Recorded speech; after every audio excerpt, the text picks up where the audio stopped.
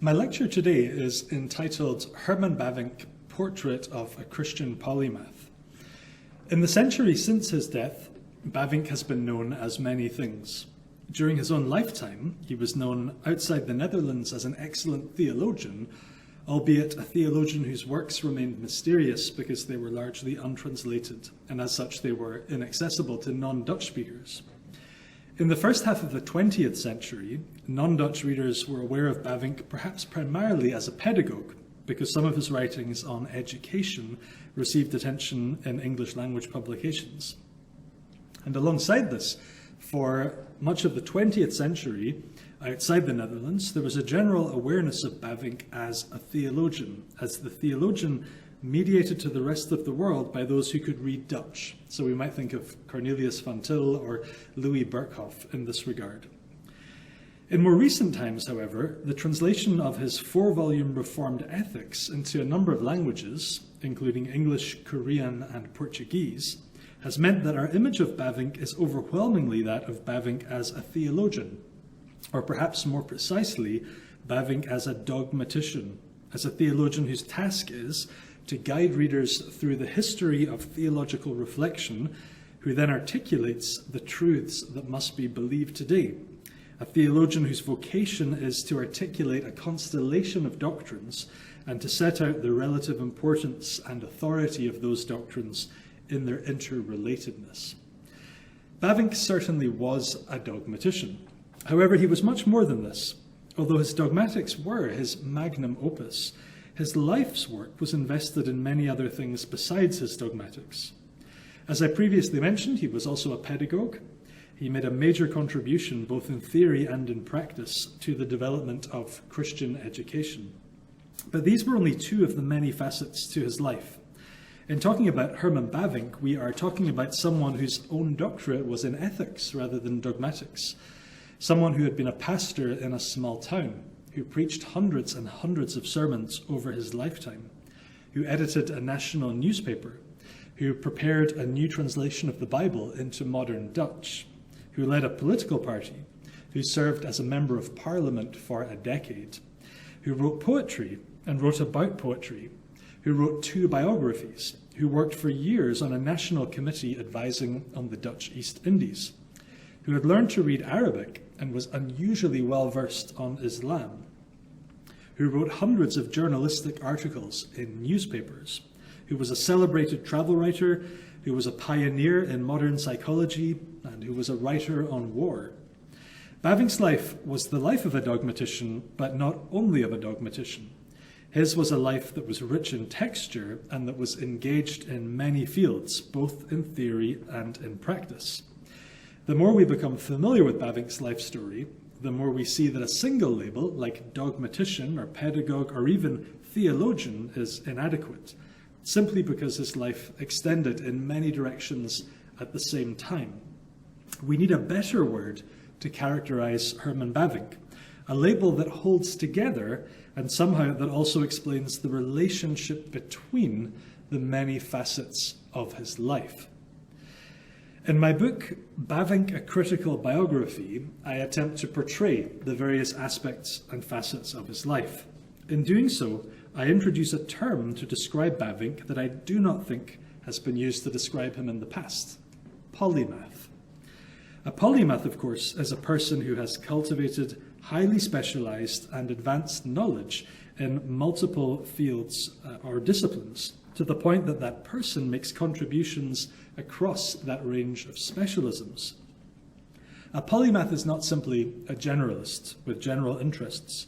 Rather, a polymath is someone who maintains multiple specialisms. In Western culture, we often use the term polymath interchangeably with the term homo universalis, or the Latin for universal man.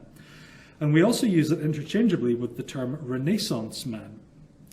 Renaissance man is a 20th century English term that conjures up the image of a figure from the European Renaissance, like Leonardo da Vinci, one man who excelled at many things, at drawing, painting, botany, engineering, architecture, cartography, astronomy, and music.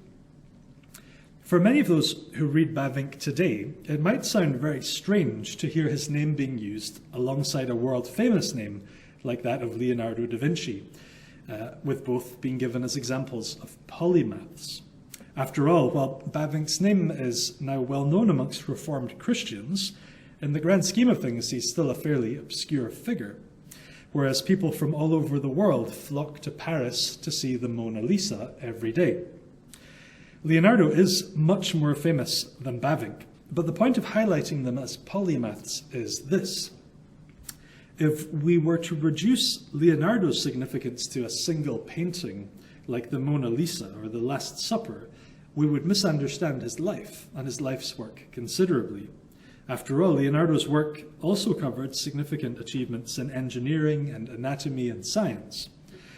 Similarly, we would misunderstand Herman Bavinck if we reduced his identity to the Reformed dogmatics, however important that work is. So I propose this new term to describe Bavinck, the term polymath. And by doing so, I assert that Bavinck fits the working definition of polymath that I just provided. Bavinck was not simply a generalist with general interests across a range of fields and disciplines. Rather, he was a person who cultivated and maintained multiple specialisms across a range of fields and disciplines. It might sound strange to some to hear of a theologian, any theologian, not just Bavinck, being described as a polymath. Aren't theologians people who do theology, with that as their specialism and nothing else? Particularly in the 21st century, this might seem strange. To be a theologian today usually means becoming not just a specialist in theology in general, but a hyper-specialist within theology. A theologian gains a PhD, not generically in theology, but also in a theological subdiscipline in biblical studies or systematics or church history or practical theology. And within that subdiscipline, the theologian becomes an expert who contributes on an even more specialized area, on the use of verbs in Hosea, or preaching in a postmodern context, or in one single chapter of Karl Barth's Church Dogmatics.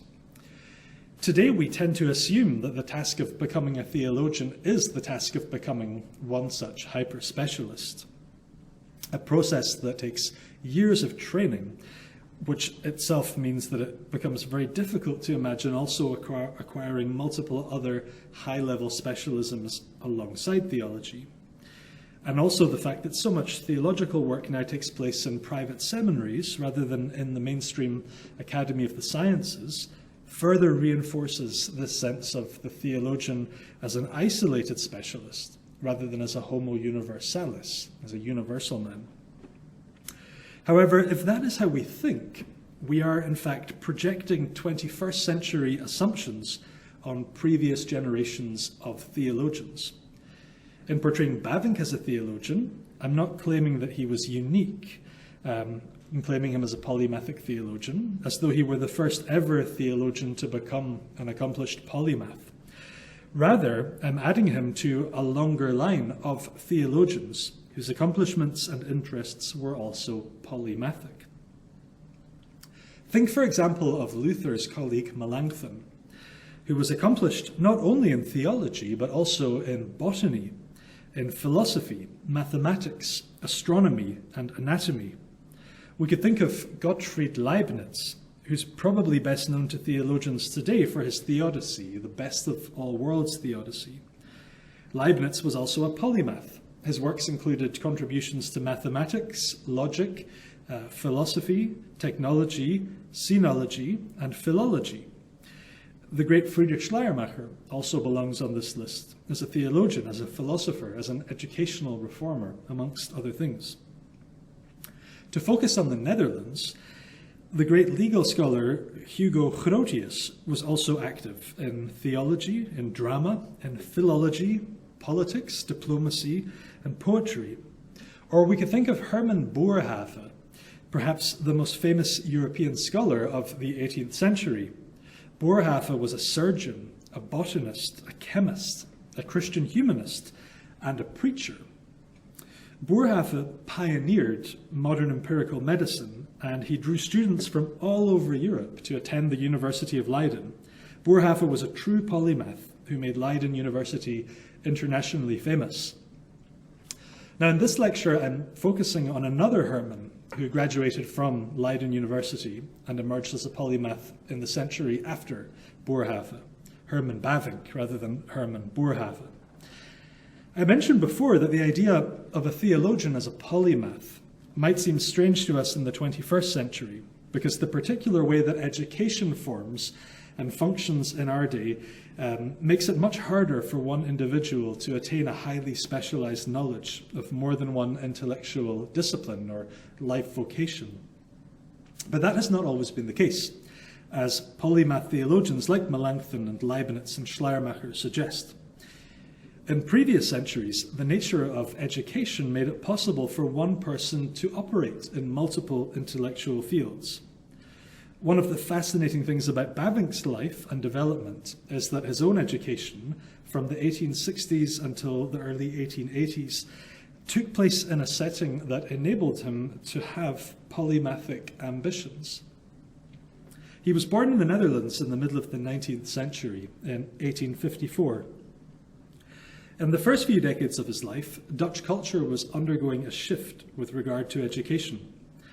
Traditionally, Dutch culture had offered a high level of education only to a small elite within the academy.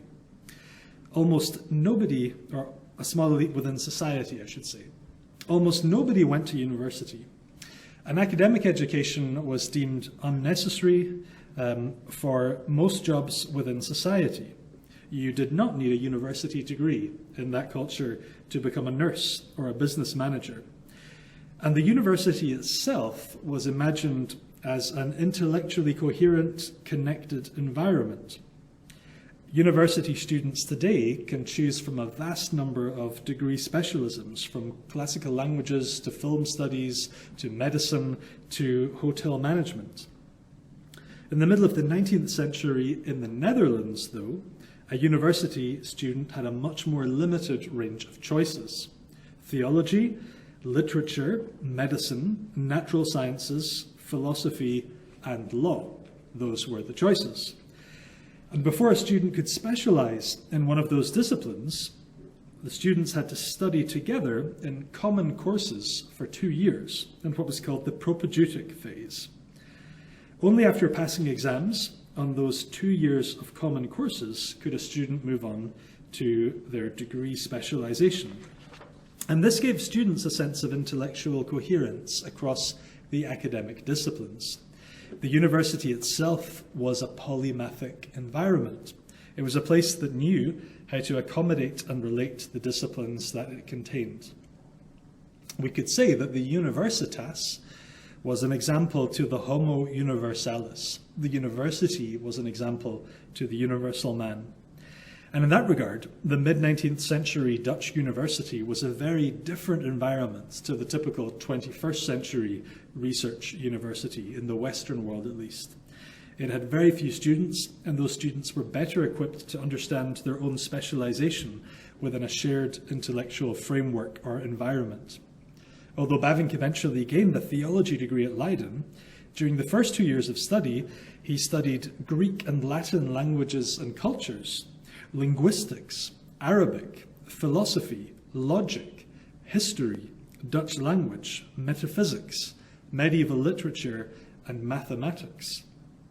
And of course, after his theology degree, he then completed a doctorate in ethics.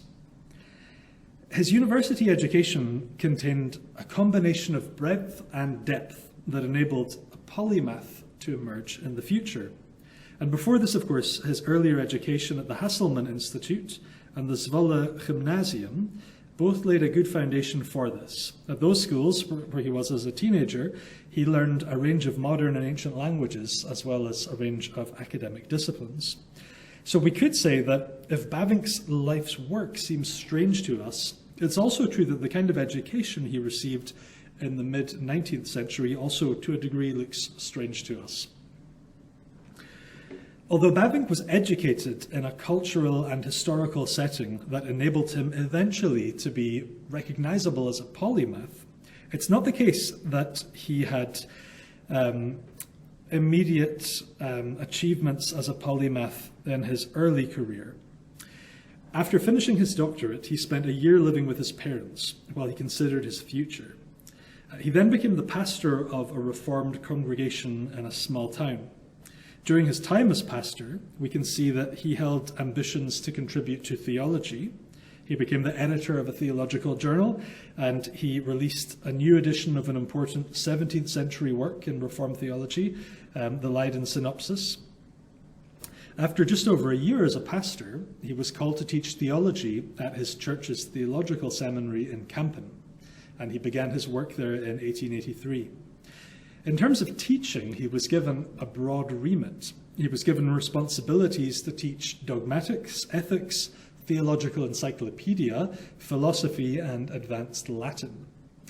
So it's important to note that even as a teacher in a seminary, rather than at a university, his intellectual engagement, to a degree, was broad. In that year, to his surprise, he was made a member of the Society of Dutch Literature, a prestigious interdisciplinary academic society. Although he was teaching at a small theological seminary, the Society of Dutch Literature gave him a forum in which he could interact with leading intellectuals from other disciplines.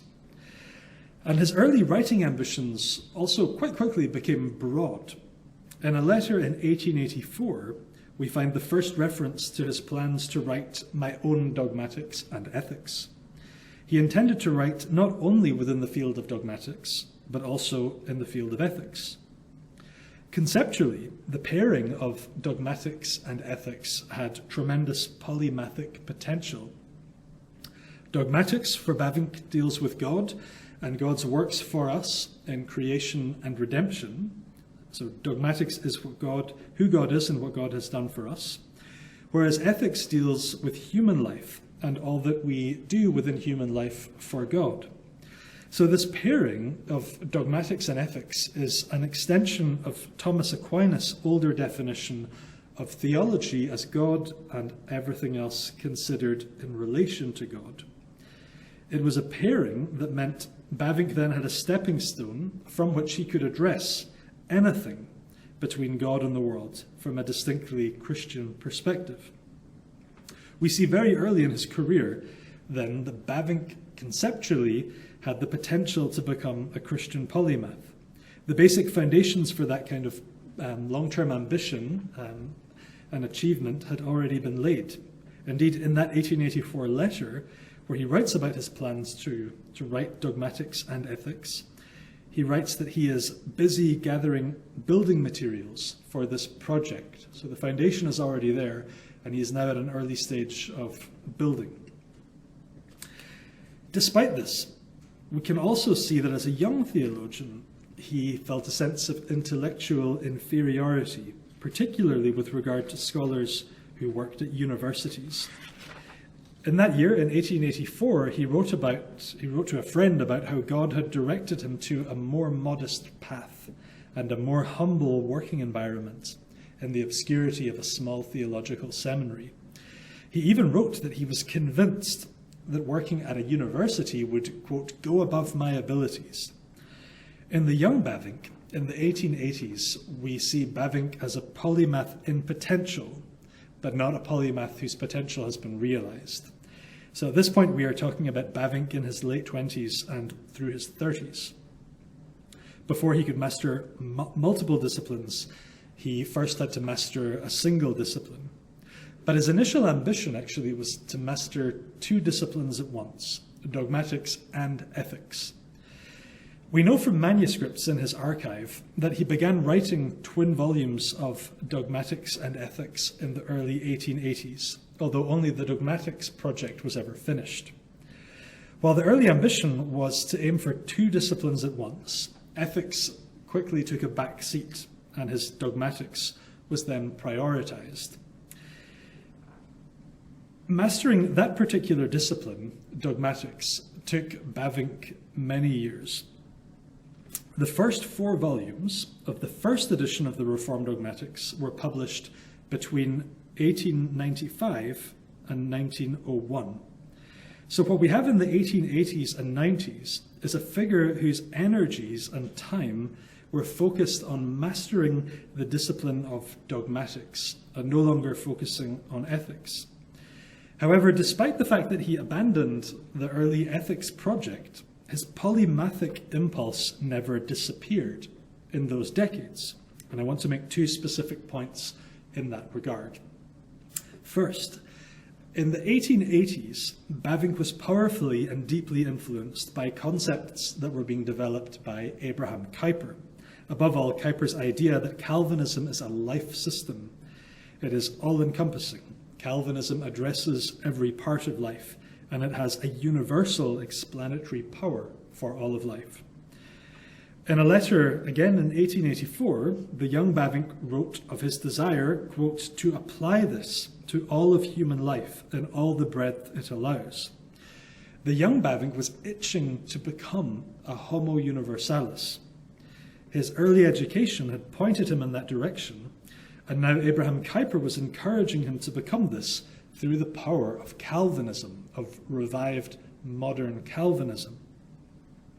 Importantly, in the same letter, Bavinck wrote of how he had, quote, now begun to see all that is disadvantageous in a seminary. He had realized that it is hard to be a polymath in a theological seminary. To become a homo universalis, he needed a universitas, he needed a university.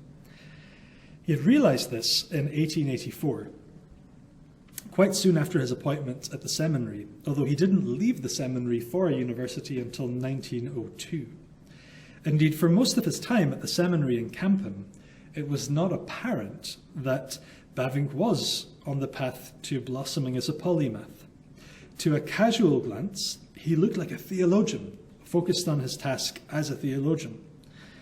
The first major sign that he was becoming a polymath came about in 1897. In that year, he released the second volume of his Dogmatics. Alongside that volume, he also released a substantial book, 208 pages, on a topic that might appear very far removed from dogmatics.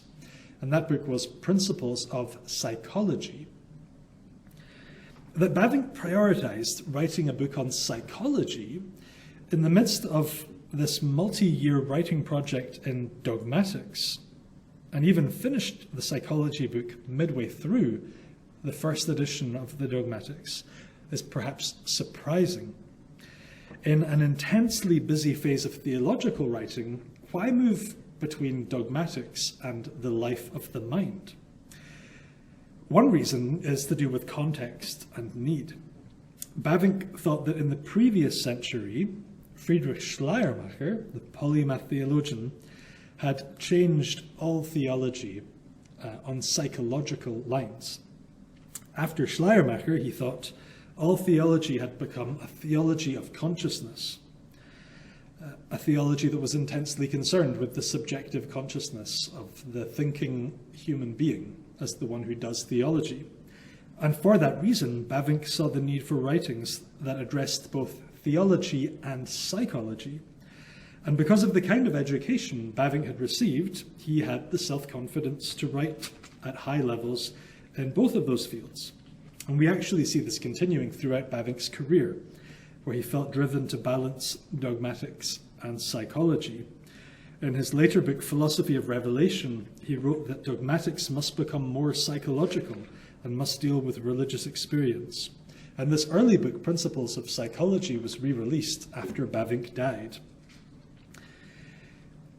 The original release of Principles of Psychology hints at Bavinck's allure across the constellation of late 19th century Christian thinkers. As I've already said, Schleiermacher was also a polymath. As well as his theological and philosophical works, he was also an educational reformer, particularly reimagining the nature of the university and its research and teaching. Under his influence, higher education changed dramatically. The polymath of the previous centuries was replaced by academic specialists who kept themselves within the narrow boundaries of their scholarly disciplines. By and large, the late 19th century produced intradisciplinary experts rather than interdisciplinary polymaths. But in precisely that period, Bavinck was spurred on by the holism of Kuyper's Calvinism, and for that reason Bavinck wanted to be a polymath. He wrote in those years of wanting to be, quote, a human in the fullest natural sense of that word, and a child of God in all things. In the late 1890s, Bavinck had begun to emerge as an intellectual who combined the precision and the nuance of the late modern world and the polymathic dream of the medieval and early modern eras. This was also the period where he became a national newspaper editor for the paper De Bazoun. So by this point, we find him making significant contributions in theology, psychology, and journalism. Shortly after this, Bavinck finally left the seminary in Kampen and took a post at the Free University of Amsterdam, a Christian university founded by Abraham Kuyper, where Bavinck could finally grow into a fully fledged Homo Universalis. The range of areas to which he contributed in his Amsterdam years is too broad to cover in any detail in this short lecture. He became leader of a political party, the Anti-Revolutionary Party. He then served as a member of parliament for that party for the final 10 years of his life. He wrote biographies. He became an accomplished travel writer and travel speaker. He made major contributions within the realm of pedagogy. He wrote major works on the ethics of war, and he lived through the First World War.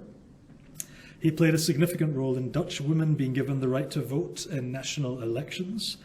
He wrote books on the family and how to raise teenagers. His writings on literature were acclaimed. Schools were named after him. He was knighted, slightly earlier than the Amsterdam period. He wrote and he spoke on philosophy and science. The list of his accomplishments across the disciplines goes on and on. The nature of his life and the multiple contributions that he made across these areas meant that by the end of his life, Herman Bavinck was a household name in the Netherlands.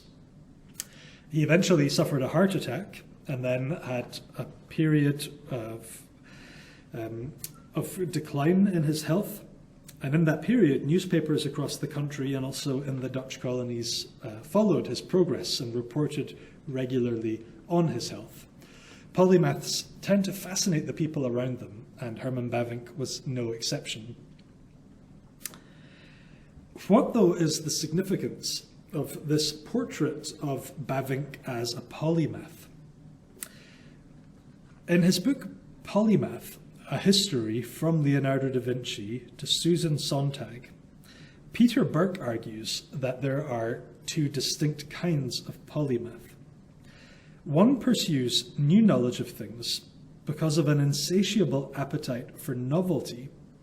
So that kind of polymath is like a butterfly that flies through the garden and that is drawn by one flower after another, perhaps in an unguided way, but that is drawn by this thirst for new nectar.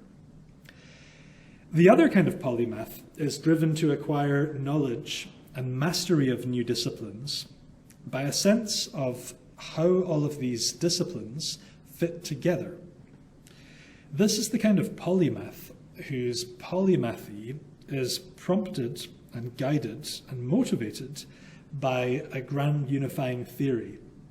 This is the kind of polymath who wants to master new things in order to take every thought captive for the grand unifying theory, for the sense of how life fits together.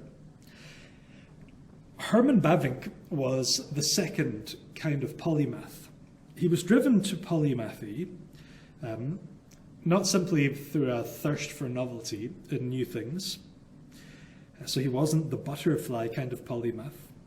And he wasn't driven to polymathy simply because the education he'd received made this inevitable. Not everyone who went through the school system that he did became a polymath.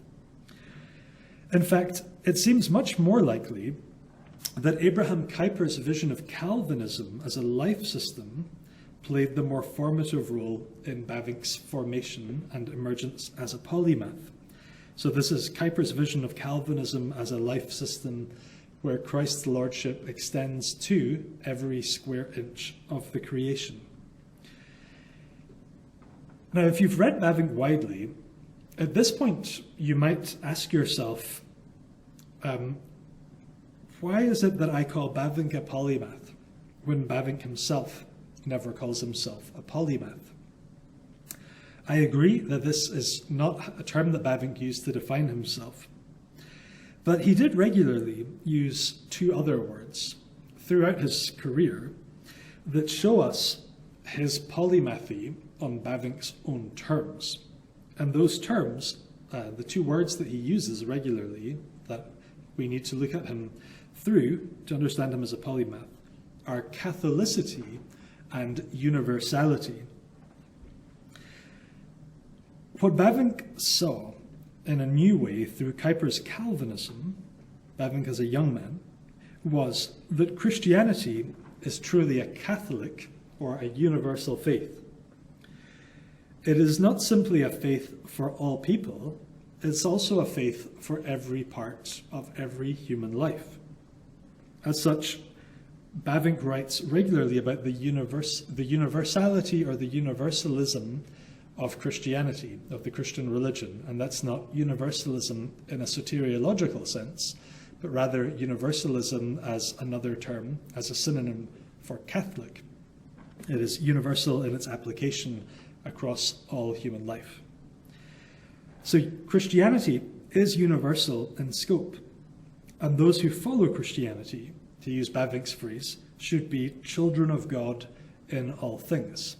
So they should be a kind of Christian homo universalis, where they become children of God in all things, in each part of life, in all of its breadth and depth and diversity. For Bavinck, to follow this particular path was precisely to be a homo universalis, but for distinctively Christian reasons. So he did not call himself a Renaissance man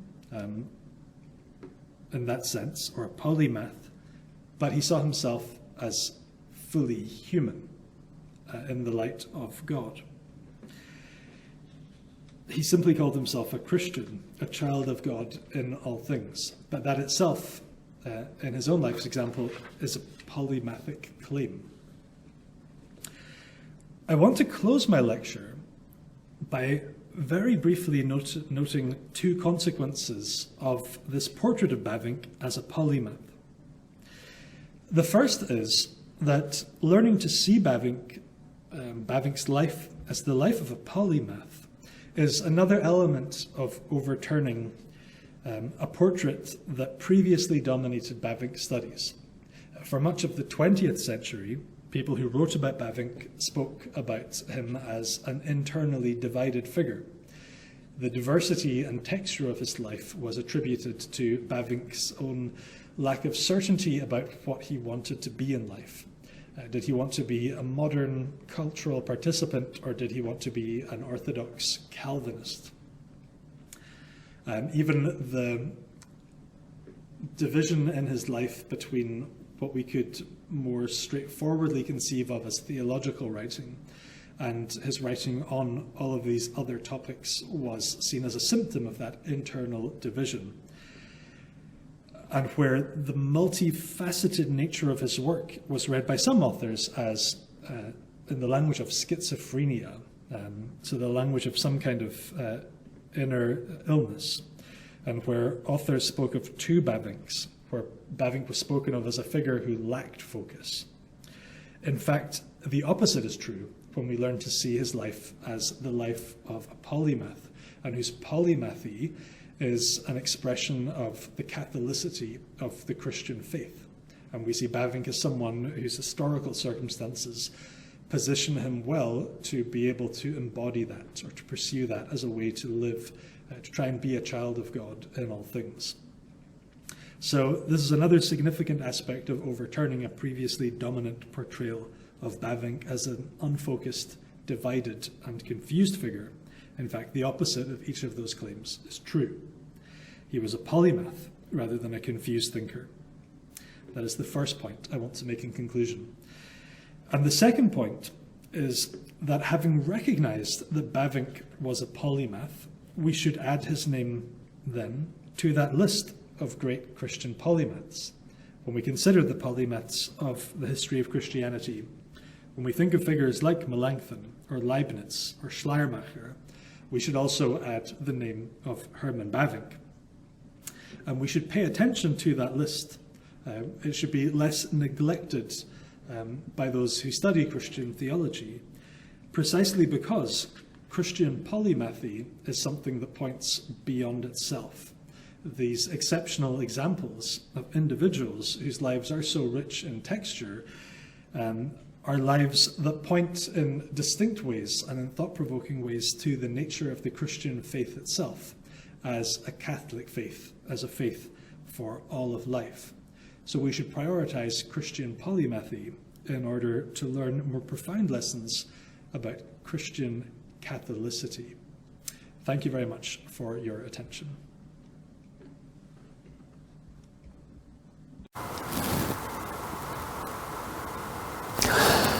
여러분 반갑습니다.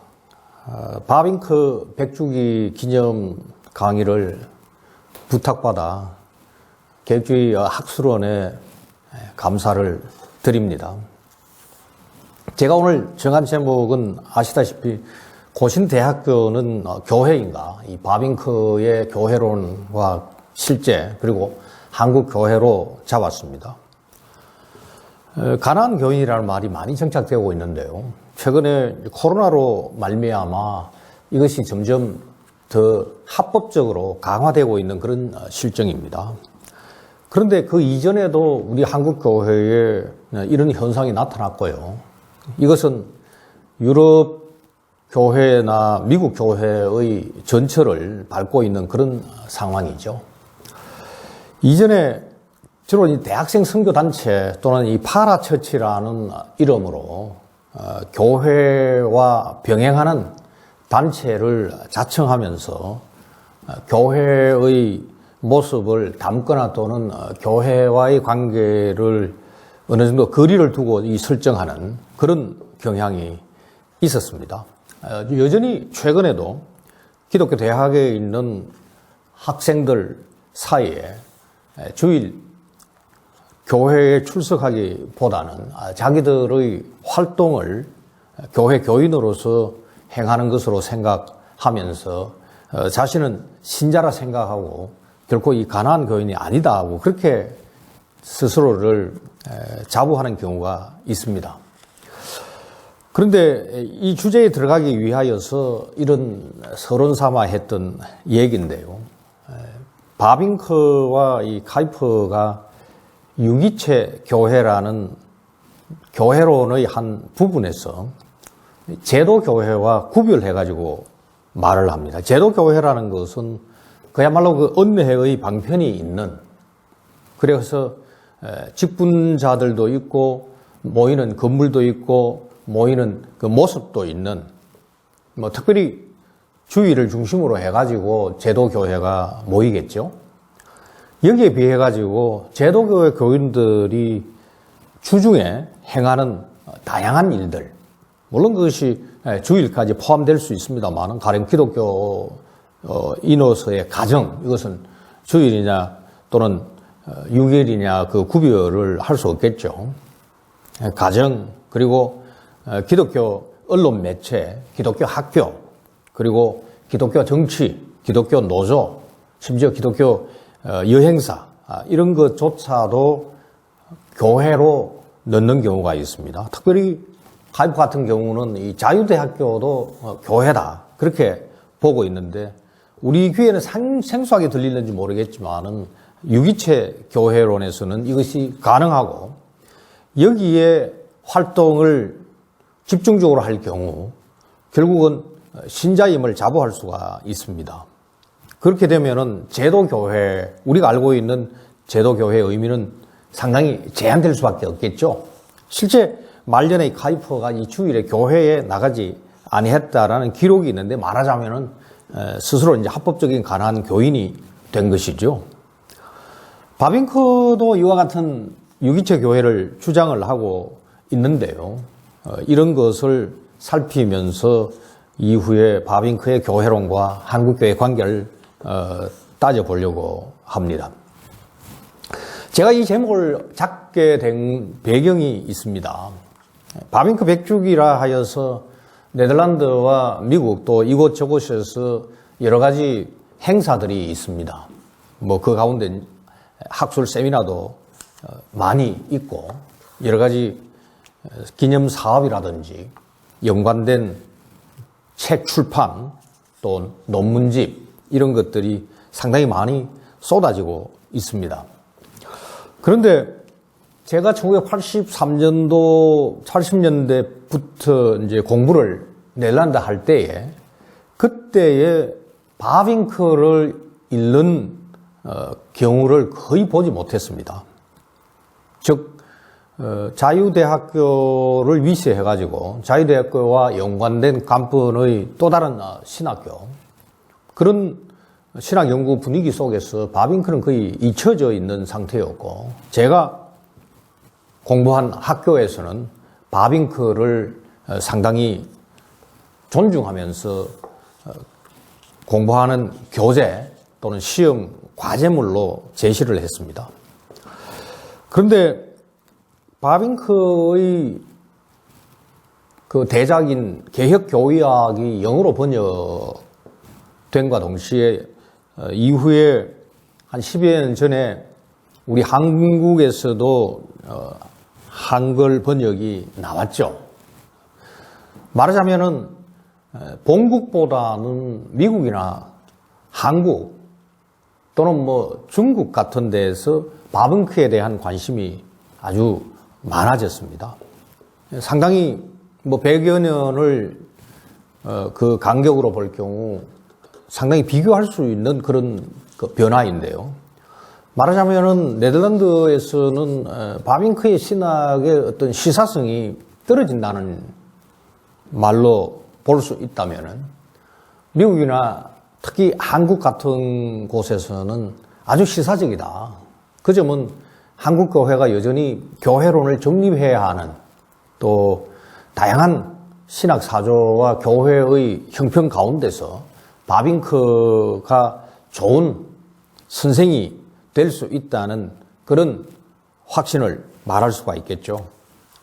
그렇다면은 우리가 바빙크에 대한 얘기를 특히 교회론과 연관하여서 할 때에 한국 교회의 형편을 살펴서 따져볼 필요가 있다는 것이죠.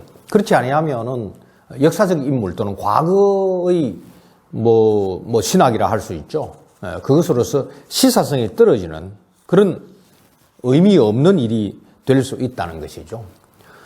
그래서 저는 한국교회라는 말을 하면서 우리 계획주의 학술원이 속해 있는 고신대학교 또 고신대학교를 법적으로 운영하고 있는 그 고신교회와 연관하여서 바빙크의 교회론과 그 실제 그리고 우리 고신교회와 또 넓게는 한국교회 안에 있는 여러 가지 교회론의 이론과 실제를 비교하면서 바빙크에게서 무엇을 배울 수 있을까를 살피려고 합니다.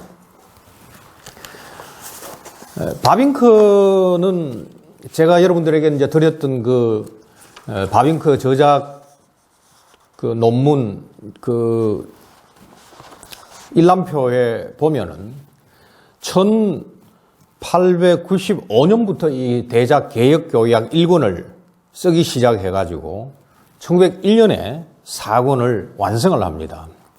이후에 이제 표준판이라 할 수 있는 이 개정판이 1906년부터 시작하여서 1911년까지 나옵니다만은 내용상 크게 변한 것은 없고 다양한 뭐 오류라든지 혹 필요한 새로운 정보라든지 그 외에 특별히 뭐 넣은 것은 없다고 여길 수 있습니다.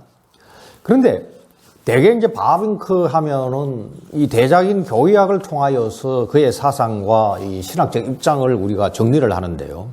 제가 이번에 그 준비하면서 관심을 둔 부분은 개혁교의학을 쓰기 이전, 그러니까 1895년 이전부터 그리고 그 이후에 개혁교의학 사건을 쓰던 1901년 그리고 1901년 이후까지 계속 바빙크는 소책자들을 많이 썼습니다. 아주 시사적인 문제를 많이 다루었고요. 그리고 여러 가지 논문 형태로 쓰는 글도 있지만은 거의 빠지지 않고 매주 이 상당 부분의 그 신문 기사를 할 수 있죠. 주간지에 글을 계속 씁니다. 이것은 깜본 신학교의 그 공적인 기관지죠. 그 기관지에 아주 시사적인 문제를 쓰는데 제가 관심을 둔 부분은 대작은 상당히 시간을 두고서 이렇게 익었다 할까요? 거기에 비해 가지고 소논문이나 소책자 또는 이런 언론 기고라는 것은 아주 시사적인 내용을 담고 있으면서 시사적이기 때문에 바빙크가 구체적인 사안을 성경 말씀과 교회 역사, 신조 또 자기의 어떤 신앙 고백적 입장을 통해 가지고 그때마다 표현하는 그야말로 시사성이 있는 거죠. 근데 그것이 개혁교회학에는 다 들어가 있지 않습니다.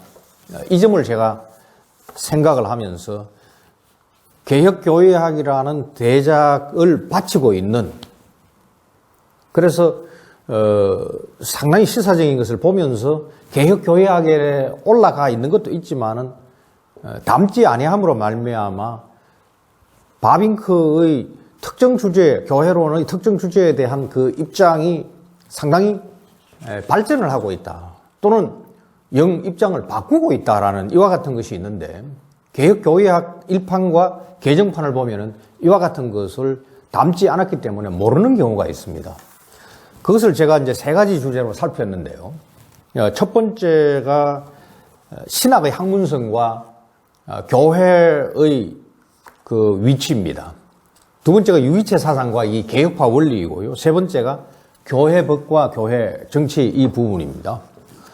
이 세 가지 단락들, 바빙크가 개혁교회학에서 그대로 담은 것도 있지만은 그렇지 못한 부분들도 있기 때문에 그것을 제가 살펴보려고 합니다.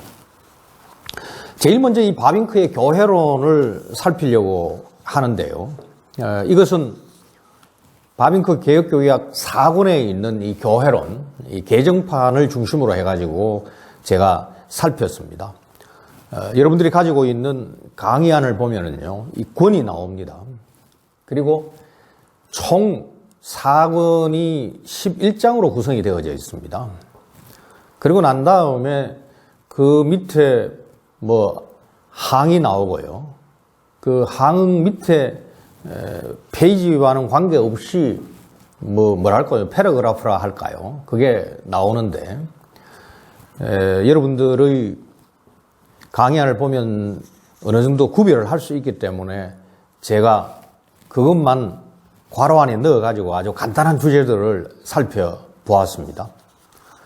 바빙크 교회론의 중요한 특색은 바빙크의 성경주해 능력입니다. 바빙크는 어떤 교회학자보다도 성경 언어를 갖다가 탁월하게 구사할 수 있는 인물이었습니다. 특별히 그 아랍어까지 할 수 있어가지고 구약 그 배경사를 누구보다도 잘 알 수 있는 인물이었고요. 그리고 이 교회사와 교회 역사에 대한 방대한 독서가 혀를 내두를 만큼 아주 많습니다. 그리고 자기 교회의 신조, 넬란드 신앙 고백서, 하이델베르크 요리문답, 그리고 도로트 신경, 이것을 성경 해석의 중요한 참조점으로 삼아가지고 불필요한 논쟁은 거두절미하고 이것을 지지하는 입장에서 성경을 이해하고 교회 역사를 살피면서 종교 개혁과 그리고 이 개혁 신학의 전통을 따라가지고 교회론을 다루는데 기본적으로 교회를 갖다가 성도의 교제라고 봅니다. 강연을 보시면 알겠지만은 그가 다루고 있는 여러 가지 주제들이 있는데 크게 석 장으로 교회론을 구성을 하고 있습니다. 첫 번째가 이 교회의 본질이고요. 두 번째가 교회의 치리이고 세 번째가 교회의 권세입니다. 그 내용들을 제가 제 1장에서 바빙크 교회론에서 쭉 정리를 했습니다. 근데 이제 이 내용을 어느 정도는 여러분들께서 읽은 것을 전제를 하고 이것은 제가 넘어가려고 합니다. 이것을 넣은 이유는 이후에 나오고 있는 제가 다루려고 있는 세 장이죠. 세 단락이라 할 수 있는 그것을 이해하는 데 도움을 주기 위하여서 이렇게 미리 요약을 했습니다. 이제 두 번째 저 장에 들어가면은 바빙크의 취임 강의가 있습니다. 1883년에 캄픈 신학교 교수로 취임을 하는데 공식적인 이름은 그 교수라는 이름이 아니고 교사입니다. 여기에서 캄픈 신학교는 학문 연구 기관이 아니다라는 것이 그 당시 교회 안이나 또는 그것을 가르치고 연구하고 있는 그야말로 교수들 사이에서도 알려져 있었습니다. 이에 비해 가지고 1880년 몇 해 전에 개교하였던 자유대학교에서 가르치는 사람들은 확실히 교수였습니다. 그 주제가 신학의 학문성에 관한 것입니다.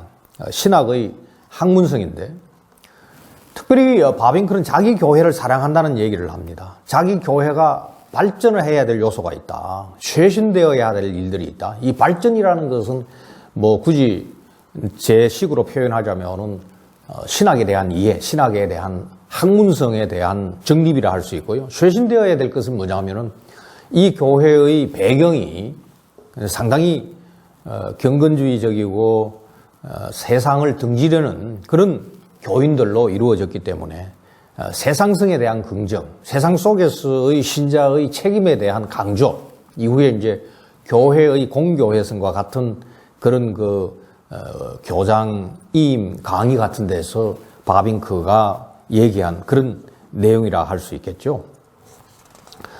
바빙크가 여기에서 자기 교회의 정당성을 강조를 합니다. 바빙크는 아주 소수의 교인으로 이루어져 있는 이 작은 신학교의 교수로 시작을 하면서 자기 교회가 정당한 공교회다라는 것을 강조를 합니다. 그 이유가 뭐냐? 화란 종교개혁 이후부터 있었던 교회, 이걸 갖다가 국가교회라 하지 아니하고 국가교회는 그 머리가 왕이기 때문에 국민교회라 할 수 있죠. 근데 나폴레옹 이후에 한시적으로 나폴레옹이 헌법을 개정을 하고 또 그것을 흉내내 가지고 나폴레옹으로부터 해방되고 난 다음에도 1816년부터 왕이 나폴레옹의 정책을 따라 가지고 자기가 마치 종교를 관리할 수 있는 것처럼 주장을 합니다만 국가교회란 표현보다는 국민교회라 할 수 있죠. 국가교회는 태어나자마자 교인이 되는 반면에 국민교회는 신앙 고백을 해야 되고 권징을 받아야 됩니다. 그 점에서 당시의 그 국민교회의 자유주의 신학과 그리고 성경을 하나님 말씀으로 예수님을 그리스도로 고백하지 아니하는 목사가 세례 베푸는 그런 일들에 대해서 반대하면서 자기 교회가 나온 것이 교회를 분열시킨 것이 아니라 교회를 분리시켰지만은 이것은 정당한 공교회의 개성이다라는 것을 강조를 합니다. 그러고 난 다음에 이 교회가 바로 이 고백을 따라서 목사를 양성하기 위하여서 신학교를 만든 것은 합당하다. 그래서 신학의 주체를 교회로 봅니다. 왜냐? 그 국민교회 또는 국가교회에서 종교성이 관리를 하고 그리고 1876년에 그 독일 신학의 영향을 받고 화란 안에 있는 성경 비평학의 영향으로 신학 교육 자체를 갖다가 이중으로 만들어 버립니다. 신학을 갖다가 종교로 만들어 버리고 그리고 신앙 고백적인 문제라든지 교의학이라든지 교회 법이라든지 실천신학의 이 문제는 그냥 신학교에서 가르쳐라. 그건 학문이 아니다. 이런 식으로 이중적으로 구조를 만들면서 왕립대학교의 신학부도 종교학부로 바꾸고 있었는데 아니다. 깜쁜 신학교는 소수의 분리 교회의 신학교지만은 신학을 구사할 수 있는 정당한 위치에 있다라는 것을 강조를 합니다. 그러면서 이 시인 강의에서 신학의 학문성을 주장을 하면서 신학의 학문성에 대한 여러 가지 얘기를 할 수 있습니다만 특별히 그 실천적인 측면을 굉장히 강조합니다. 이것이 바빙크가 지니고 있는 영성 또는 경건성이라고 할 수가 있습니다. 신학이라는 것 자체가 예배다. 신학이라는 것 자체가 하나님의 나라를 섬기는 것이다. 신학자는 제사장이다. 아주 좋은 말을 했죠. 비평을 하면서 이 자유대학교와의 관계에 대한 고민을 많이 합니다. 이것이 이후 바빙크가 겪게 되는 여러 가지 그 어려움, 신학적인 실천의 장면과 연관이 됩니다. 두 번째가 이 유기체 사상과 이 개혁파의 원리라는 측면인데요. 바빙크가 이 유기체라는 말은 교수로 취임하기 이전부터 유기체라는 말을 씁니다. 그런데 문제는 이 신학의 주체가 아까 교회라고 이야기할 때는 확실히 제도교회입니다. 그런데 그게 이제 1883년이죠. 1895년이죠. 그 처음으로 그 개혁교약 1권을 출판할 때에 신학의 주체가 유기체 교회라는 말을 합니다. 이미 이때는 1892년에 바빙크의 교회하고 카이프의 교회가 합동을 했습니다.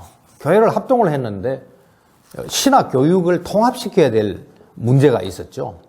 이 문제에 있어가지고 바빙크하고 같이 임명을 받았던 한 사람, 신약 교수 린더범은 철저히 신학의 주체는 제도교회라고 주장한 반면에 바빙크를 위시해서 그 나머지 교수들은 유기체 교회가 신학의 주체라고 그렇게 얘기를 합니다.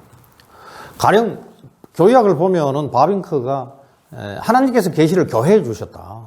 따라서 신학은 교회의 사명이다라고 얘기를 합니다.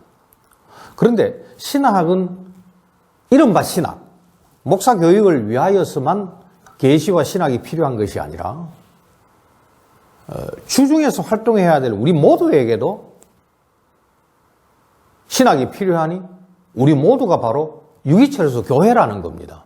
이런 방식으로 이제 교회의 의미를 확장하고 그렇기 때문에 자유대학교의 자유의 의미, 그것은 두 가지 의미입니다. 국가로부터의 자유, 그리고 그렇게 국가의 왕으로부터 지배받고 있는 자유주의 신학을 용인하는 그 교회로부터의 자유. 이 두 가지 의미의 자유가 있기 때문에 자유대학교는 교회가 관장하는 그런 대학교가 아니고 그 대학교 안에 신학부 역시 교회와는 제도교회와는 관계가 없는 그런 신학부였죠. 교회를 합동을 했는데 신학교육의 창구가 이원화이기 때문에 이것이 그 합동의 지장이 될 수 있고 또 합동 자체가 완전히 무너질 수가 있죠. 그래서 바빙크 같은 경우는 그의 성격상 조정하고 중재를 합니다. 어떤 문제가 있을 때 조정을 하고 정말로 어떤 법적인 싸움이 될 때 그것을 위해서 직접 살피는 것을 우리가 중재라고 하죠. 사전에 예방하기도 하고 일이 있고 난 다음에 치료하기 위해서 중재도 많이 하는데 특별히 누구보다도 바빙크가 신학 교육의 통합을 위해 가지고 굉장히 노력을 많이 합니다. 그래서 이런 얘기도 하고 저런 얘기도 하고 여러 가지 얘기를 합니다. 어떻게 하든지 자유대학교의 신학부 교수를 교회가 임명하도록 하겠다. 근데 자유대학교 신학부 교수들은 또 이거 원치 않습니다. 그런 방식으로 신학 교육을 한 창구로 하려고 하니까 이전에 바빙크 교회, 깜쁜 신학교를 운영하고 있는 그 교회 입장에서 볼 때는 도대체 유기체 교회가 뭐냐? 이건 결국 우리의 역사, 정체성을 잃어버리게 하는 것이다. 그렇게 여기고, 바빙크는 한편으로는 자기의 형제들, 깜분신학교를 운영하는 자기 교회의 형제들에게 불신을 받습니다. 그리고 다른 한편으로는 카이프를 위시한 그 자유대학교의 인물들로부터 트로이 목마 아닌가, 저런 식으로 해가지고 자유대학교 신학부, 나아가 자유대학교 전체를 제도교회 속에 넣으려고 하는 것이 아닌가. 이것이 바빙크가 가지고 있던 그런 그 화합하려는 의도였고, 화합자로서 바빙크는 많은 실망과 많은 오해와 비난과 비판을 받고, 그리고 거기에 대해서 답하기 위하여서 일전에 말씀드렸던 소책자, 소논문, 그리고 언론의 기고문들을 매 주간마다 쓰지 아니하면 안 될 만큼 아주 힘든 시절을 겪었고, 결국은 1902년이죠. 수상이 된 카이프의 후임으로 자유대학교 교회학 교수로 임명을 받고 넘어갑니다만은, 상당히 바빙크가 카이프와의 관계도 좋을 것 같지만은 결국 어려움을 겪게 됩니다. 이 과정에서 이 개혁파 원리라는 그 주제가 중요한 논란의 소지가 되는데요. 이 개혁파 원리라는 말에 대하여서 바빙크가 점점 많이 쓰기 시작을 합니다. 근데 개혁파 원리 또는 칼빈주의 원리라는 이 말은 적어도 그 당대를 따지자면은 카이프가 도입하고 카이프가 아주 활성화했습니다. 이 개혁파 원리라는 말이 자유대학교를 운영하는 개혁파 고등교육협회, 우리로 말하자면 이사회죠. 거기에서 논란이 되었습니다. 2조의 이 개혁파 원리가 나오는데요. 자유대학교 설립 이사였고, 그 다음에 법학부 첫 교수였던 이 로만이라는 사람이 카이프를 반대하면서 개혁파 원리라는 것 자체가 사변적이다. 성경에 기초하고 있지 않다. 개혁파 원리는 성경적이지 않다. 자기의 의사죠. 만약에 개혁파 원리가 있다면 그것은 성경이고 그것을 요약 정리한 개혁파 신조일 뿐이지, 이 외에 다른 개혁파 원리라는 것은 합당하지 않다. 가령 하나님의 주권이라든지 이런 것들이 다 개혁파 원리에 들어간다고 볼 수가 있는데요. 이 원리에 대하여서 문제가 되었을 때에 바빙크가 그 로만 교수의 이 입장이 옳은지 그른지를 살피기 위하여서, 이제는 교회가 합동을 했으니까요, 그렇게 살피는 조사위원회 위원장을 맡습니다. 카이프가 정치적으로 바빙크를 이미 선정을 하고 여론을 조작을 하고 바빙크에게 직접 간접적으로 암시적인 그 지시를 한 거죠. 바빙크가 로만을 반대해가지고 카이프를 지지하는 입장을 얘기를 합니다. 자, 개혁파 교리를 얘기를 해야, 그렇죠, 성경의 신조를 포함하여 개혁파 원리를 얘기를 해야 제도교회, 그러니까 1892년에 합동했던 그 개혁파 교회의 교인뿐만 아니라 개혁파 원리이기 때문에 그 교회 바깥에 있는, 말하자면은 바빙크와 카이프의 소속 교회와 그 선배들이 국민교회가 잘못됐다고 얘기했는데, 그 국민교회에 속하 있는, 심지어 카톨릭 사람도 자유대학교 교수로 가르칠 수 있는, 임명받을 수 있는 자격이 있게 되는 것이죠. 이런 문제에 있어가지고 바빙크의 소책자들을 살펴보면은 바빙크가 제도교회에서 점점 유기체 교회로 넘어가면서 교회학에서 확실히 신학의 주체는 유기체 교회라는 입장을 분명하게 밝힙니다. 말하자면 입장을 변경했다, 변질했다 이렇게 볼 수도 있겠지만, 긍정적으로 말하자면은 발전이라 그렇게 얘기할 수가 있을 겁니다. 그런데 이제 이런 과정에서 바빙크가 조정 중재하는 역할을 굉장히 잘 합니다. 그러면서 이제 교회 법에 대한 언급을 할 수가 있는데요. 교회 법이라는 것은 개혁파 교회 이해의 중요한 한 요소입니다. 말하자면 이것입니다. 특별히 이 당시의 이런저런 논란을 통하여서 바빙크 개혁교회학에도 나옵니다만은 그 지역교회의 독립성과 지역교회가 곧 공교회성이다라는 것을 바빙크가 굉장히 강조합니다. 이것은 바빙크가 이미 교수로 취임하기 전에도 이와 같은 글을 썼습니다만은 이런 논쟁을 통해 가지고 훨씬 더 많이 강조를 하는데요. 쉽게 말하자면은 한국에 있는 장로교회가 그 자기의 공식 명칭을 영어로 또는 외국어로 번역을 할 때에 장로교회라 할 때 그 교회를 갖다 단수로 합니다. 대개 대문자 단수로 그렇게 하는데 이런 과정에서 이 하란 개혁 합동교회의 경우 특히 바빙크의 역할로 그 공식적인 명칭에 단수 대문자 교회, 처치가 아니고 복수로 교회들이라고 그렇게 얘기를 합니다. 우리가 이제 화란 개혁 교회라고 얘기를 하지만은 사실은 엄격하게 번역을 하자면 교회들입니다. 이 점에서 바빙크가 이 교회법을 도로트 교회법과 연관해가지고 자기가 교회론에서 아주 잘 정리했습니다만은 여러 소책자를 통해가지고 그렇게 했는데 그 의미는 제 강의 안에서 살펴보시기를 바라고요. 두 번째가 이 교회 정치의 측면입니다.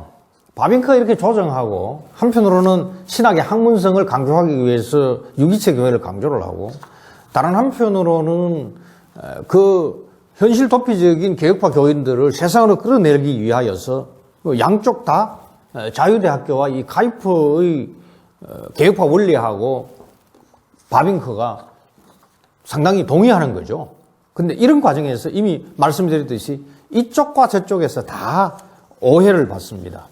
그러면서 교회의 공식적인 치리에, 그러니까 이제 총회에서 자, 교회를 합동하기 위하여서 교회론의 근거가 뭐냐? 1892년 이전이죠. 자, 그러면은 그렇게 됐다. 그렇다면은 특별히 그 신학 교육기관을 통합하기 위해서 어떤 측면을 따져야 되느냐?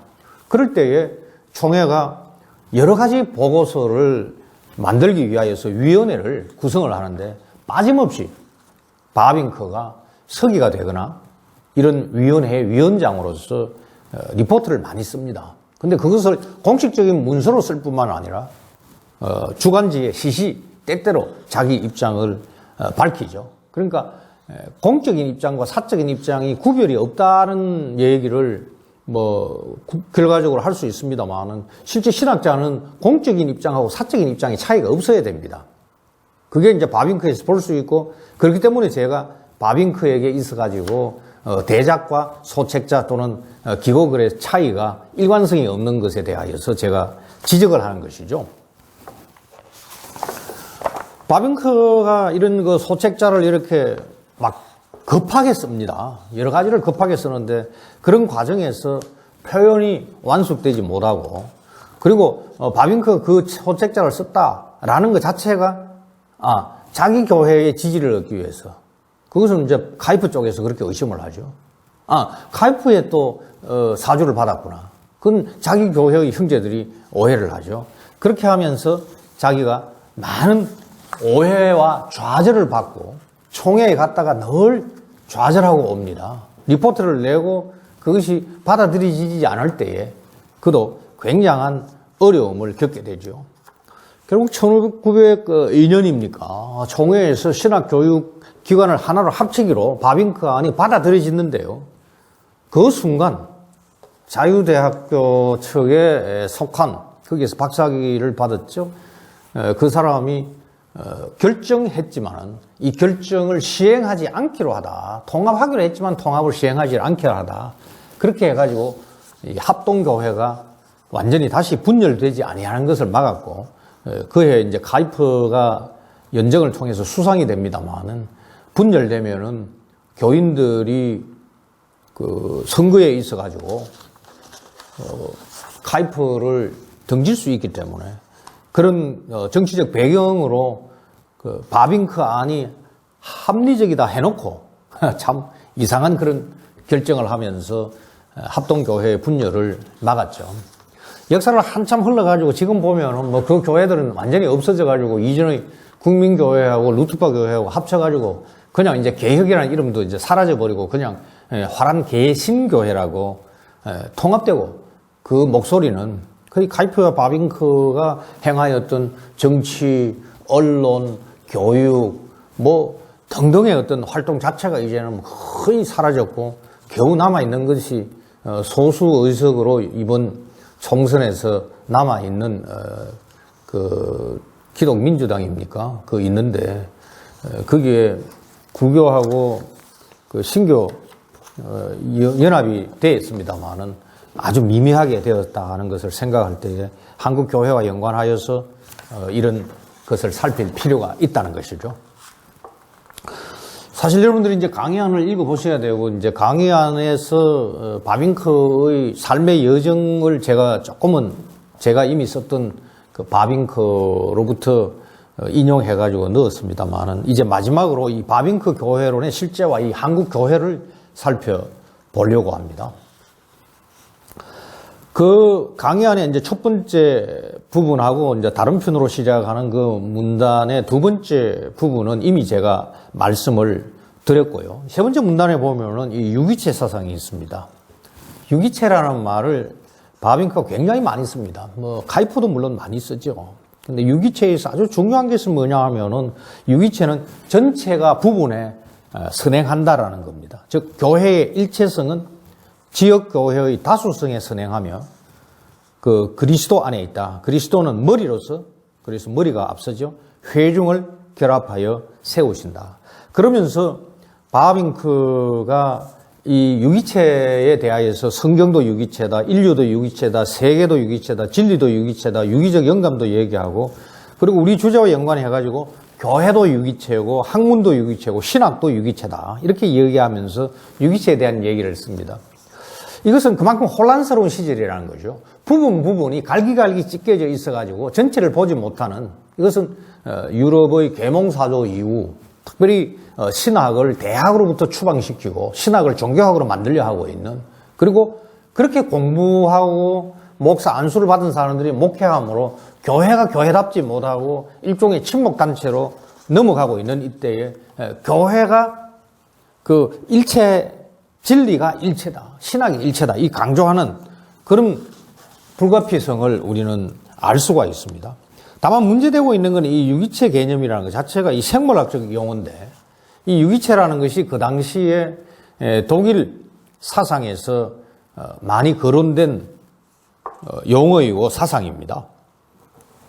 이 유기체라는 것은 자기 내적인 법칙을 가지고 있습니다. 그 외부와 관계없는 내적인 법칙을 가지고서 내적으로 발전하는 내재주의적인 사상입니다. 이것을 반대하고 있는 것이 바로 기계적인 것이죠. 그것은 바로 개신교 정통주의 때 나온 거죠. 그래서 과연 이런 낭만주의가 중심으로 삼았던 이런 사상이 개혁신학을 정립하는데 정말로 사용될 수 있을까, 원용할 수 있을까? 한편으로는 성경 외적인 용어와 사상을 우리가 늘 정류해가지고 비판적으로 개혁해가지고 세례줘가지고 사용할 수가 있습니다. 그럼에도 불구하고 한계가 있다라는 것을 제가 이제 말씀을 드리면서, 다만 저는 일체성이나 전체가 앞선다라는 바빙크의 입장은 전적으로 지지하면서 한국 교회를 한번 살펴보려고 합니다. 바빙크가 말하기를 교회라는 것은 이 신앙을 가진 자들의 후천전 연합이 아니다. 이것은 한국 교회의 이해이죠. 내가 중생하였다. 그래가지고 교회를 찾아가는 거죠. 근데 바빙크를 보면은 그리스도께서 머리로서 먼저 교회를 위하여서 자기를 희생하셨다. 그러니까 우리 한국 교회가 교회를 이해하고 교회를 개척을 하고 목회하는 데 있어가지고 기본적인 출발점이 다른 것이죠. 신앙을 가진 자들의 후천적 연합으로 교회를 볼 것이 아니라, 즉 개인주의적인 교회론이 우리 한국 교회에 너무나 뿌리를 받고 있는데, 유기체 교회라는 것을 받아들이지는 않지만은 그 용어 자체가 적어도 우리는 수용할 수 없음에도 불구하고 이것이 의도하고 있는 바는 따를 수가 있겠다. 그것을 말씀을 드리고 싶고요.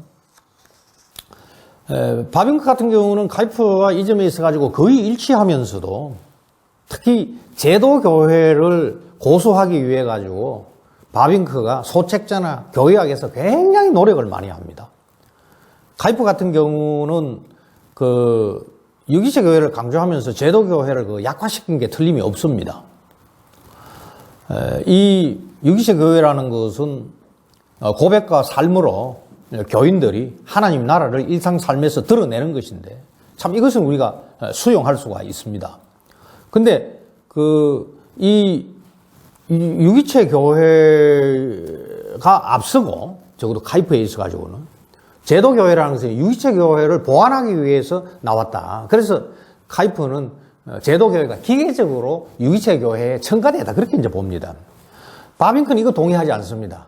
제도교회를 끝까지 고수하기 위하여서 하는데, 역시 저울 추는 균형을 따져보면은 가이프 쪽으로 넘어가고 있는 그 측면이 있습니다. 그 점에서 이제 신학의 주체를 유기체 교회로 본 것에 대하여서 저 개인적으로 한편으로 수긍할 수 있음에도 불구하고 다른 한편으로 이제 수긍할 수가 없는 측면이 있죠. 그 점이 뭐냐? 가이프 입장에서는 확실히 이 자유대학교도 교회죠. 바로 유기체로서 교회죠. 그러면 합법적 가난한 교인이 스스로를 주장할 수 있는 그런 것인데, 이 점에 있어가지고 한편으로는 일견 이해되는 바가 있음에도 불구하고, 왜 모든 것이 가이프의 주장처럼 영역 주권으로 다 그리스도의 수중에 있는 것은 틀림없는데, 그럼에도 불구하고 영역 주권이기 때문에 제도교회가 확실히 맡은 일은 맡아야 되는데, 이 점에서 신학 연구 주체를 유기체 교회로 본 것에 대하여서 동의하기 힘든다. 이제 신학의 주체를 이제 아무래도 제도교회로 볼 수밖에 없는데요. 한국교회 같은 경우는 바빙크가 이 분리의 정당성을 교회론적으로 성경적으로 정립한 것과는 달리 교회 정치적으로 이렇게 나누어져 가지고 신학교를 자기 마음대로 만드는 경우가 많습니다. 한국교회가 이제 위축되니까 이런 사설 신학교가 많이 문을 닫았죠. 이제는 이제 교파 신학교조차도 힘든 상황을 맞이했습니다만은, 중요한 것은 이 성경과 신조를 떠나가지고 신학을 종교로 전락시켰을 때 바빙크가 신학의 학문성을 주장을 하면서 교회를 제도적 교회가 주체로 이렇게 삼은 것은 참 옳습니다. 그러나 한국교회 같은 경우는 신학자들이 이런 고민을 많이 하지 않습니다. 또 신학교가 이런 문제를 가지고서 진지하게 토론하지도 않습니다. 그냥 분리되어 있고 그냥 신학교가 있으니까 그냥 교수로서 일을 할 뿐이지 신학의 학문성이 무엇인가에 대하여서 바빙크처럼 이렇게 심각하게 고민은 하지 않았습니다. 따라서 우리가 이런 문제는 바빙크를 닮아가지고 신학의 학문성을 한번 많이 따져봐야 되고요. 물론 그 배경은 다릅니다. 그럼에도 불구하고 여전히 신학의 학문이냐에 대한 도전과 이런 것은 언제라도 우리가 바빙크보다도 더 아주 진지하게 힘을 겨루가면서 따져야 될 그런 문제라고 생각을 합니다. 바빙크가 교회가 없는 신학, 교회를 섬기지 아니하는 신학은 어불성설이라고 했는데, 지금 한국 교회가 정말로 신학과의 관계, 신학이 한국 교회를 어떤 의미에서 섬기고 있는지에 대해서 이 바빙크를 통해 가지고 우리가 한번 신학을 연구하고 가르치는 신학 교수와 신학교는 아주 반성을 해봐야 될 그런 문제입니다. 또 하나의 문제가 바빙크 같은 경우는 그냥 우리가 알고 있는 신학자로 그렇게 이해하지만은 보고서를 굉장히 많이 썼습니다. 위원회도 많이 참석했습니다. 총회에도 빠짐없이 참석을 했습니다. 그야말로 교회는 교회의 신학자에게는 교회, 구체적인 지역교회 또는 치리회인 총회나 이 노회의 요청으로 보고서를 쓰는 것이 논문이나 저술 활동에 버금가는 아주 중요한 또는 더 앞설 수 있는 일이라는 것을 말씀드리고 싶고요. 신학이 지금 파편화된 상황에서 신학 서론, 그래서 신학의 유기체, 신학의 일체성을 바빙크가 얘기했던 것이 신학 서론 또는 신학 백과전서학의 문제인데, 지금 신학교에서 이 전공을 따라가지고 서로 소통이 잘 안 됩니다. 신학의 일체성에 대한 관심 자체가 훈련받지 못했기 때문에 학생들은 굉장히 힘들고, 또 교회와 교인들도 도대체 뭐냐, 일체성이 뭐냐, 우리 신학이 뭐냐 질문할 수밖에 없는데, 이 점이 신학의 파편화를 우리가 당연한 것으로 받아들이고, 신학의 분과와 분과 교수들이 신학의 일체성에 대한 관심이 없기 때문에 많은 혼란이 있으니까 관심을 기울여야 되겠죠. 또 하나가 이 신학 교육과 그 다음에 이 고신 대학교와 같은 교회가 운영하고 있는 교육기관의 정체성에 관한 문제입니다. 이 문제는 정말로 중요한 문제입니다. 바빙크는 신학이 학문의 전당인 대학교를 떠나 신학교에 스스로 감금한다면 예배와 문화, 교회와 세계, 신앙과 학문은 화해하지 못하고 서로 겉돌면서 개혁교회와 고백이 말하는 공교회성을 포기하고 말 것이라고 경고를 합니다. 사실 이건 적지 않은 문제입니다. 이것을 우리가 고민해야 될 때가 됐다고 생각을 합니다. 또 하나가 이 교회법과 이 교회 정치 문제인데요. 우리 한국 교회 안에는 이 교회 정치가 계파 정치, 이 패거리 정치가 유행을 합니다. 바빙크에게 있어가지고 이런 게 없습니다. 정말로 이 점은 우리가 반성해야 될 그런 문제이고, 의견이 있다면은 분명히 글을 써가지고 그것을 갖다가 공개적으로 검증을 받고, 그리고 교회의 공적인 승인을 받아야 됩니다. 또 하나가 이 지역교회의 독립입니다. 치리회의 상하 개념, 이 상회의 지시라는 말은 합당하지가 않습니다. 이것은 종교개혁, 루터와 칼빈에게 있어서 합당하지 않고, 이후에 일어난 이 교회의 교권의 집중 때문에 나타난 나쁜 의미의 교회 정치, 이것이 바로 상회라는 개념에서 우리 장로교 교회법에도 이 상회라는 말이 들어왔는데, 그것은 합당한 표현이 아닙니다. 그것은 고쳐야 할 때가 됐습니다. 무엇보다도 이 바빙크와 같은 위대한 신학자도 이 교회 정치에서 이 패자의 신체를 면치 못했습니다. 한국교회는 신학자가 이 교회 치리와 이 교회 정치 언급하는 것조차도 봉쇄하거나, 또는 신학자들이 아예 관여하기를 기피하면서 침묵하는 경우가 있습니다. 이런 서로 양분화 현상, 교회를 위해서나 신학을 위해서는 합당하지 않기 때문에 교회는 신학을 존중하고 신학은 교회를 위하여서 헌신해야 됩니다. 이 외에도 이 바빙크가 가톨릭 교회를 가혹하게 비판하면서도 그 교회에 대하여서 일말의 동정적인 자세를 취합니다. 제 강의 안에 있습니다. 그리고 만인 제사장직에 기초한 이 교인들의 세상 내적인 활동, 이게 하나님 나라 백성으로 살아가는 것이죠. 또 정교 분리에 기초한 이 공권력과의 관계, 코로나19의 난국 속에서 교회가 공권력과 가져야 되는 관계가 어떤지에 대한 이런 것도 바빙크의 교회 신조에 대한 입장을 통하여서 우리가 참고할 수 있는 부분입니다. 시간이 조금 지났습니다만 잘 경청해 주셔서 감사하고, 토론을 통하여서 바빙크가 우리에게 유익을 끼칠 수 있도록 제 강의가 조금이라도 도움이 되기를 빕니다. 그리고 조금 개인적입니다만 여전히 이제 공적이라 할 수 있는 광고인데요.